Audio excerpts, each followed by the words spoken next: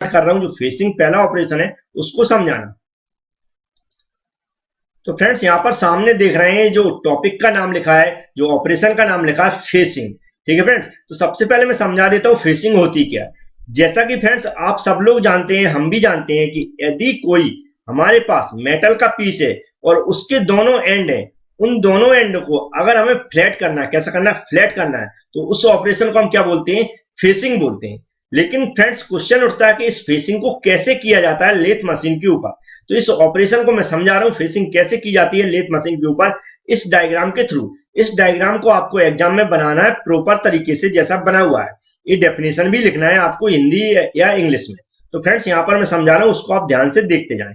ये जो फ्रेंड्स यहाँ पर जो एरो दिख रहा है, ये दिखा रहा है कि ये जो हमारा यहाँ पर स्पिंडल लगा रहता है, वह स्पिंडल मूव हो रहा है क्लॉकवाइज डायरेक्शन में। उसके साथ फ्रेंड्स यहाँ पर जुड़ा रहता है जो हमारा चक रहता है, क्या रहता है, चक। चक के ऊपर फ्रेंड्स क्या रहता है, हमारा जो वर्क पीस रहता है या जो भी मेटल का पीस रहता है जिसपे हमें ऑपरेशन करना है, कौन सा, फेसिंग, वह यहाँ पर फिट रहता है। किसके साथ, जो हमारा चक रहता है उसके साथ। तो चक यहाँ पर स्पिंडल के साथ मूव रहता है, मूव होता है, उसके साथ फ्रेंड्स हमारा वर्क पीस भी मूव रहता है। अब हमारा फ्रेंड्स क्या पर्पज रहता है, जो भी हमारा इसका एंड है, तो हम एक एंड को सबसे पहले फ्लैट करते हैं। तो ये वाला एंड मैंने मान लिया, हमें इसको फ्लैट बनाना है, ठीक है, उसमें हमें फेसिंग ऑपरेशन करना है। तो फ्रेंड्स हमें क्या करना पड़ता है, जो हमारा ये रोटेट हो रहा है, ये इसकी एक्सेस है, इसके परपेंडिकुलर डायरेक्शन में हमें टूल चलाना पड़ता है। टूल क्या होता है फ्रेंड्स, टूल होता है, टूल की सहायता से हम मटेरियल को रिमूव करते हैं, या किसी भी जो भी हमारा ऑब्जेक्ट रहता है, जो भी हमारा जो भी मेटल का पीस रहता है, उसको जो भी शेप एंड साइज में चेंज करना है, तो हम टूल की सहायता से करते हैं। तो इस टूल का यूज करके हम क्या करेंगे, इसको हम फेसिंग करेंगे। फेसिंग कैसे करते हैं, ये वाला पीस दिख रहा है फ्रेंड्स, इसको हमें फ्लैट बनाना है। तो ये जो एक्सेस है फ्रेंड्स, हम क्या करेंगे, इस एक्सेस के ऊपर की ओर परपेंडिकुलर कौन सी होती है, एक्सेस है, तो परपेंडिकुलर जैसे यहाँ पर एरो दिख रहा है, फीड लिखा हुआ है, फीड क्या होगी, जो यहाँ से वहां तक दूरी चलेगा वह क्या होगा, फीड होगा। तो ये कैसे चलेगा फ्रेंड, ऊपर की ओर चलेगा। ऊपर की ओर कौन सी डायरेक्शन होती है, परपेंडिकुलर। मतलब फ्रेंड्स इस एंड से हम ऊपर की ओर क्या करेंगे, टूल को चलाएंगे, तो ये वाला एंड क्या होगा, इसका फ्लैट होगा। इस तरह जब ये मूव रहता है तो चारों तरफ फ्लैट होता रहता है। लेकिन टूल याद रखें कैसे चलाना, हमें परपेंडिकुलर डायरेक्शन में, एक्सिस के परपेंडिकुलर डायरेक्शन में। ठीक है फ्रेंड्स, इतना आपको समझ में आया होगा कि फेसिंग ऑपरेशन कैसे करते हैं लेथ मशीन के ऊपर। ठीक है फ्रेंड्स, ये जो भी हम आज बता रहे हैं वह एग्जाम के पर्पज से है फ्रेंड्स। तो आप थ्योरी एग्जाम में ये डेफिनेशन लिख सकते हैं और ये हमारा जो डायग्राम बना है उसको भी बना सकते हैं। अब नेक्स्ट ऑपरेशन की बात करते हैं। तो फ्रेंड्स नेक्स्ट ऑपरेशन है टर्निंग। तो फ्रेंड्स सबसे पहले टर्निंग समझ लेते हैं कि टर्निंग ऑपरेशन होता क्या है। तो फ्रेंड्स जैसा कि हम जानते हैं कि जो भी हमारे पास मेटल पीस है, अगर मेटल के पीस को हमें सिलिंड्रिकल बनाना है, मतलब गोलाकार बनाना है, तो फ्रेंड्स उस ऑपरेशन को हम क्या बोलते हैं, टर्निंग बोलते हैं। ठीक है फ्रेंड्स, अब टर्निंग करते कैसे हैं फ्रेंड्स, यह हम इस डायग्राम के थ्रू समझा रहे हैं, आप ध्यान से सुन लें और समझ लें। तो जैसा कि मैं बता चुका हूं फ्रेंड्स, यहाँ पर क्या रहता है कि स्पिंडल रहता है, स्पिंडल मूव होता है, उसके साथ यहाँ पर चक लगा रहता है और चक भी मूव रहता है, चक के साथ वर्क पीस कनेक्ट रहता है, तो वर्क पीस भी मूव रहता है। अब हमने मान लिया ये वर्क पीस है, तो हमें ये जो हमारा इसका पार्ट्स है, इसको हमें सिलिंड्रिकल बनाना है। सिलिंड्रिकल मीन्स होता है फ्रेंड्स, इसको हमें गोलाकार बनाना है। ठीक है फ्रेंड्स, तो हम क्या करेंगे, एक टूल की मदद से हम क्या करते हैं, जो भी इसका एक्स्ट्रा मटेरियल है उसको रिमूव करते हैं। ठीक है फ्रेंड्स, तो एक्स्ट्रा मटेरियल कैसे रिमूव करते हैं, क्योंकि हमारा डायमीटर फिक्स रहता है, हमें किस डायमीटर को इसको सिलिंड्रिकल बनाना है, क्योंकि हम जानते हैं सिलिंड्रिकल जो भी पार्ट रहता है उसका डायमीटर रहता है, तो हमें डायमीटर के अकॉर्डिंग हमें इसका जो भी मटेरियल एक्स्ट्रा मटेरियल है उसको रिमूव करना। तो हम क्या करते हैं, टूल की सहायता से हम क्या करते हैं, उस मटेरियल को रिमूव करते हैं। तो हम जैसा मैंने बताया, ये हमारा वर्कपीस मूव रहता है, हम टूल को क्या करते हैं, जो हमारी एक्सिस रहती है, इसकी एक्सिस के पैरेलल टूल को चलाते हैं। एक्सिस के कैसे चलाते हैं, पैरेलल, मतलब ये हमारी एक्सिस है, तो यहां से हम स्टार्ट करेंगे और यहां तक चलाएंगे। लेकिन टूल कैसे चलेगा, मतलब यहां से स्टार्ट किया तो ऐसा चलेगा, ऐसा दिख रहा है आपको, समझ में आ रहा होगा, ऐसा चलेगा। ये क्या हुआ फ्रेंड्स, ये एक्सिस के पैरेलल हुआ। ठीक है, तो एक्सिस जो है उसके पैरेलल टूल को चलाते हैं हम किसी भी मेटल के पीस को सिलिंड्रिकल बनाने के लिए। फीड यहाँ पर एरो दिख रहा है, फीड दिखाता फ्रेंड्स कि हमारे यहाँ से यहाँ तक दूरी जो चल रही है वह फीड दिखा रहा है, तो हमें डायरेक्शन भी दिखाता है कि किस डायरेक्शन में चलना है। ठीक है फ्रेंड्स, तो आपको समझ में आ गया होगा। एक बात आपको याद रखना कि इसमें जो टूल होता हुआ है किसके एक्सिस के पैरेलल चलाया जाता है, किसी भी जो भी हमारे पास ऑब्जेक्ट है, जो मेटल का पीस है, उसको सिलिंड्रिकल बनाने के लिए। ठीक है फ्रेंड्स, इतना याद रहेगा। हम नेक्स्ट ऑपरेशन की बात कर लेते हैं। नेक्स्ट ऑपरेशन है फ्रेंड्स बोरिंग। क्या होती है, क्या है, बोरिंग। तो बोरिंग को थोड़ा समझ लेते हैं फ्रेंड्स। बोरिंग होती क्या है कि हमारे मेटल पीस में पहले से किया हुआ होल, मतलब पहले से ही हमारे मेटल पीस में क्या है, होल है, अगर हमें उसको और एक्यूरेट करना है, उसमें से कुछ मटेरियल को रिमूव करना है या मटेरियल को हटाना है, तो उस ऑपरेशन को क्या बोलते हैं फ्रेंड्स? बोरिंग। याद रहे पहले से किए हुए होल में, ठीक है फ्रेंड्स, इतना याद रहेगा। लेकिन अब इस ऑपरेशन को करते कैसे हैं लेथ मशीन पे, या इस डायग्राम के थ्रू समझ लेते हैं। ठीक है, याद रहे फ्रेंड्स, मैं हर बार बता रहा हूँ ये डायग्राम सभी आपको एग्जाम में बनाना है और डेफिनेशन भी लिखना है। तो ये एरो बताता फ्रेंड्स, जैसा कि मैंने बताया, जो स्पिंडल यहाँ पर लगा रहा है मूव हो रहा है, उसके साथ यहाँ पर चक लगा हुआ है, चक मूव हो रहा है, उसके साथ क्या होता है, जो हमारा वर्क पीस है वहां पर कनेक्ट रहता है, तो वर्क पीस भी इसके साथ मूव रहता है। जैसा कि मैंने बताया, ये हमारा पहले से किया हुआ है, क्या है, होल है। इसमें से हमें कुछ मटेरियल रिमूव करना है, या फिर इसमें से जो भी हमें एक्स्ट्रा मटेरियल कट भी करना है या फिर रिमूव करना है, या थोड़ा सा मटेरियल को हटाना है। ठीक है फ्रेंड्स, उसको हम क्या करते हैं, टूल की सहायता से इसके मटेरियल को हटाते हैं। जो यहाँ पर टूल यूज किया जाता है फ्रेंड्स, वह होता है सिंगल कटिंग टूल। क्या होता है? Single point cutting tool. क्या होता है? Single point cutting tool. तो friends, single point cutting tool की सहायता से हम बोरिंग कर सकते हैं। तो फ्रेंड्स, समझ में आया होगा कि बोरिंग ऑपरेशन कैसे किया जाता है। अब नेक्स्ट ऑपरेशन को समझ लेते हैं।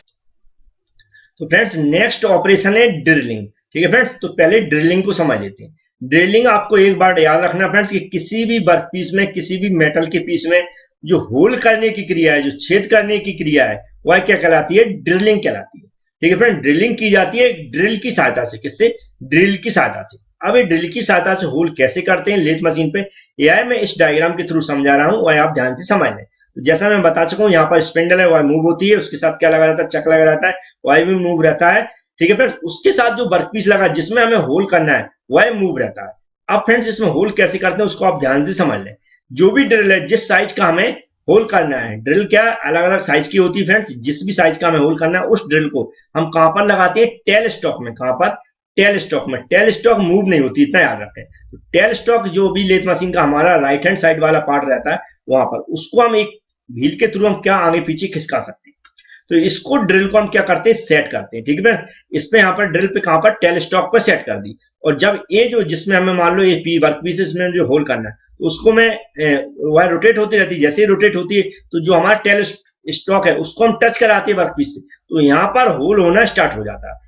क्या? जो हमारा टेल स्टॉक रहता है उसको हम आगे पीछे खिसका सकते हैं एक व्हील की सहायता से। तो जैसे हम इसको आगे इंसर्ट कराते जाते हैं, तो ये वर्क पीस में होल होता चला जाता है। तो फ्रेंड्स, ऐसी क्रिया को हम क्या कहते हैं? ड्रिलिंग कहते हैं। ठीक है, तो ड्रिलिंग ऑपरेशन समझ में आया होगा। हम नेक्स्ट ऑपरेशन को समझते हैं। नेक्स्ट ऑपरेशन है फ्रेंड्स रीमिंग। ठीक है फ्रेंड्स, तो रीमिंग का मतलब समझ लेते हैं फ्रेंड्स। रीमिंग क्या होती है? जो हमारा पहले से हुए, जैसे कि ड्रिल मशीन से हमने कोई हॉल कर लिया, तो अगर हमें उस हॉल को और थोड़ा बड़ा करना है या फिर एकदम एक्यूरेट करना है, तो उस क्रिया को क्या कहलाती है फ्रेंड्स? रीमिंग। क्या कहलाता है ऑपरेशन? रीमिंग। रीमिंग समझ में आया फ्रेंड्स? कोई पहले से किए हुए हॉल को बड़ा करना, ठीक है फ्रेंड्स, या फिर उसको एक्यूरेट करना, कौन सी क्रिया कहलाती है? रीमिंग। ठीक है फ्रेंड्स, अब इसको लेथ मशीन के ऊपर कैसे करते हैं मैं समझा देता हूं फ्रेंड्स। लेथ मशीन में क्या होता है फ्रेंड्स, जैसा मैं बता चुका हूं, एक चक लगा रहता है, एक स्पिंडल लगा रहता है, चक और स्पिंडल मूव होता है, उसके साथ वर्क पीस भी मूव करता है। वर्क पीस में मैंने मान लिया ये कोई होल है पहले से ऑलरेडी, इसको मुझे बड़ा करना है या फिर एक्यूरेट करना है, तो हम क्या करेंगे? जो रीमिंग क्रिया रीमर दिखा रहा है, इसको बोलते हैं रीमर। रीमर कहां पर लगाते हैं फ्रेंड्स? टेल स्टॉक में। कहां पर लगाते हैं? टेल स्टॉक में। तो टेल स्टॉक को हम आगे पीछे जो भी हमारी हॉरिजॉन्टल पोजीशन में कर सकते हैं एक व्हील की सहायता से। तो टेल स्टॉक को हम क्या करते हैं?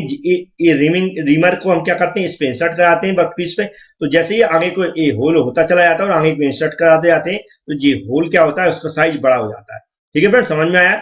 इस पे रीमर कहां पर लगाते हैं? टेल स्टॉक के ऊपर। ठीक है, और टेल स्टॉक को हम हॉरिजॉन्टल पोजीशन में लेफ्ट हैंड और राइट हैंड साइड में आगे पीछे कर सकते हैं। इसी तरह हम टेल स्टॉक को आगे बढ़ाते हुए ये वर्क पीस में इंसर्ट कराएंगे, क्योंकि वर्क पीस ऑलरेडी मूव होता रहता है। याद रखें, रीमर मूव नहीं होता है, ना ही टेल स्टॉक मूव होता है। मूव होता है हमारा ओनली वर्क पीस। तो ये रीमर की सहायता से हम इस वर्क पीस में होल्ड कर सकते हैं। तो फ्रेंड्स, ये भी ऑपरेशन आपको समझ में आया होगा। नेक्स्ट ऑपरेशन समझ लेते हैं। तो फ्रेंड्स, नेक्स्ट ऑपरेशन नर्लिंग। ठीक है फ्रेंड्स, नर्लिंग को थोड़ा समझ लेते हैं क्या होता है।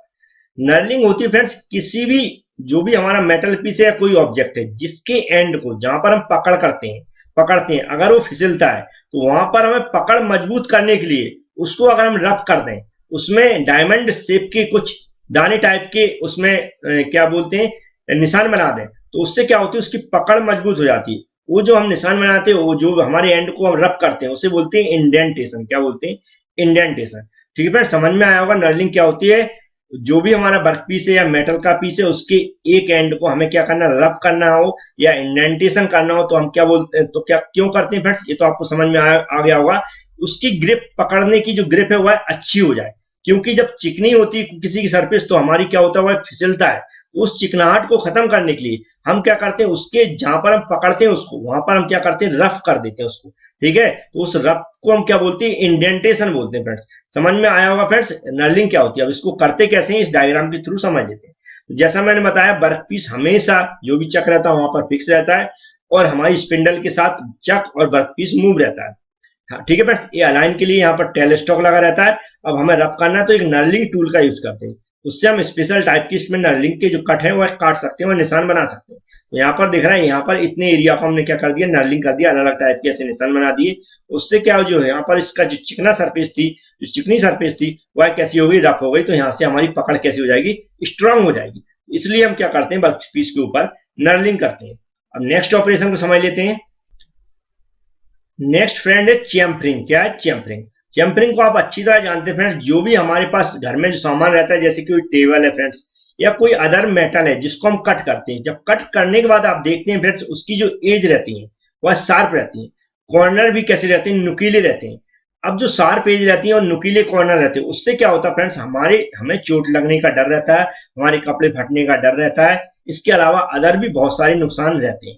तो उन सबको खत्म करने के लिए, इसके अलावा उस टेबल या जो भी हम मेटल पीस बना रहे हैं उसको लुक देने के लिए हम क्या करते हैं, जो भी हमारे कॉर्नर हैं, जो भी हमारी एज है, उनको हम फ्लैट कर देते हैं। ठीक है फ्रेंड्स, क्या कर देते हैं, फ्लैट कर देते हैं। तो उसी को हम क्या बोलते हैं, चैम्फरिंग बोलते हैं। जैसा कि फ्रेंड्स इस डायग्राम से समझ लेते हैं, जैसे कि यहाँ पर दिख रहा है ये जो हमारा वर्क पीस है, ठीक है, उसकी हमें चैम्फरिंग करना है। तो हमने देखा ये कॉर्नर है, कॉर्नर दिख रहा है, इसको मैंने फ्लैट कर दिया, इस तरह इस कॉर्नर को भी फ्लैट कर दिया। तो इसको जो फ्लैट करना होता है उसको हम क्या बोलते हैं, चैम्फरिंग बोलते हैं। सभी ने देखा होगा, नहीं देखा हो फ्रेंड्स तो अपनी टेबल पर देख लें, घर पे जाके जो कॉर्नर होंगे वह फ्लैट होंगे और जो हमारी एज रहेंगी वह भी फ्लैट होंगी। तो उसी को हम क्या बोलते हैं, चैम्फरिंग बोलते हैं। ये चैम्फरिंग टूल की सहायता से किया जाता है कि यहाँ पर जो टूल रहेगा उसका उसी तरह का शेप रहता है जिससे यहाँ आसानी से हम उसको फ्लैट बना सकें। तो फ्रेंड्स ये दिख रहा है, इसको डायरेक्शन यहाँ पर फीड दिखाई गई कि इसको टूल को कैसे चलाना, मतलब अंदर की ओर एक्सिस की डायरेक्शन में चलाना है। ठीक है फ्रेंड्स, तो आपको समझ में आया होगा चैम्फरिंग क्या होती है। नेक्स्ट ऑपरेशन समझ लेते हैं। तो फ्रेंड्स नेक्स्ट है ग्रूविंग। ग्रूविंग का मतलब होता है फ्रेंड्स, कोई भी वर्क पीस है हमारे पास, कोई भी मेटल का पीस है, उसमें बीच बीच में पीस के बीच में कट बनाना है, जिसे स्लॉट बोलते हैं। ठीक है फ्रेंड्स, तो आसानी समझ सकते हैं आप इसको, जैसे कि ग्रूविंग टूल है जिसकी सहायता से हम जो भी कट है या स्लॉट है उनको बना सकते हैं। जैसा मैं बता चुका हूँ, यहाँ पर स्पिंडल मूव करता है, उसके साथ चक मूव करता है, चक के साथ हमारा वर्क पीस लगा रहता है जिसमें हमें ग्रूविंग करना है।